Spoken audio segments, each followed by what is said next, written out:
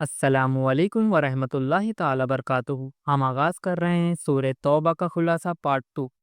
کچھ لوگ ہوتے ہیں جو اپنے ایمان پر مضبوطی سے قائم رہتے ہیں اور اللہ سے قریب ہونے کے لیے اس کے راستے میں خوشی سے خرچ کرتے ہیں۔ کچھ لوگ ہوتے ہیں جو اس کے راہ میں اگر خرچ کرتے ہیں تو دل کی ناگواری کے ساتھ اسے اپنے اوپر بوجھ سمجھتے ہوئے کرتے ہیں۔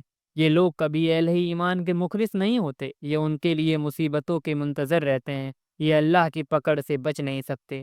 وہ مہاجرین و انصار جو اسلام لانے میں پیش رہے اور جن لوگوں نے جان و دل سے ان کی پیروی کی اور خدا کی اطاعت و فرما برداری کی اچھی مثال قائم کی، اللہ تعالیٰ انہیں اپنی خوشنودیوں کے تاج پہنائے گا اور انہیں سدا بہار جنتوں میں بسائے گا۔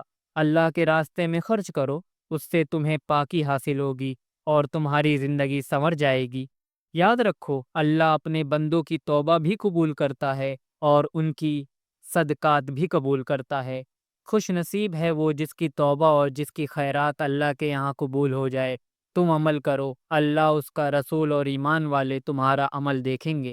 پھر اسے ہستی کے سامنے تمہیں حاضر ہونا ہے جس سے کوئی بھی چیز پوشیدہ نہیں، وہاں تمہارے عمل کی صحیح قیمت متعین ہوگی۔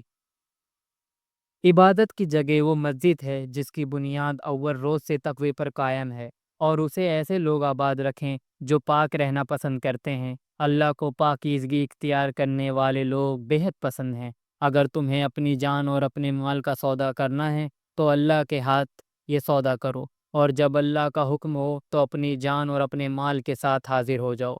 اللہ کے ہاتھ اپنی جان و مال کا سودا کرنے والوں کی شان ہی کچھ اور ہوتی ہے۔ اللہ کی طرف بار بار پلٹنے والے، اس کی بندگی کا حق ادا کرنے والے، اس کے گن گانے والے، اس کی حاضر دیس دیس گھومنے والے، اس کے آگے رکوع اور سجدے کرنے والے، نیکی کا حکم دینے اور برائی سے روکنے والے، اور اللہ کے احکام کا خیال رکھنے والے سچے مومن ایسے ہی ہوتے ہیں۔ اللہ کی طرف سے خوشخبریاں انہی کے لیے ہیں۔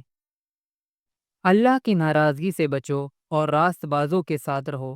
سچے ایمان والوں کا طریقہ یہ نہیں ہے کہ وہ اللہ کے دین کی طرف سے بے پرواہ ہو کر اپنی فکر میں لگ جائیں۔ ایمان والوں، ہر آن اپنے اعمال کی فکر ہونی چاہیے، اور ہر آن اس کے فکر ہونی چاہیے کہ نیکی کمانے کا کوئی موقع ان کے ہاتھ سے نہ جانے پائے، اور ان پر یہ دھن سوار رہنی چاہیے کہ کس طرح اللہ کے حضور بہترین سے بہترین عمل پیش کر سکیں۔ دین میں گہری سمجھ بوجھ حاصل کرنے کا کوئی موقع ہاتھ سے نہ جانے دو، خواہ اس کے لیے گھر بار چھوڑنا پڑے، اور جب لوٹ کر آؤ تو اس جذبے کے ساتھ آؤ کہ اپنی قوم کو سنبھالنا ہے۔ اللہ کے رسول کی ناقدری نہ کرو، ان سے محبت کرو۔ اہل ایمان کا مشقت میں پڑھنا اور ان پر شاک گزرنا، وہ ان کی کامیابی کے لیے فکر مند رہتے۔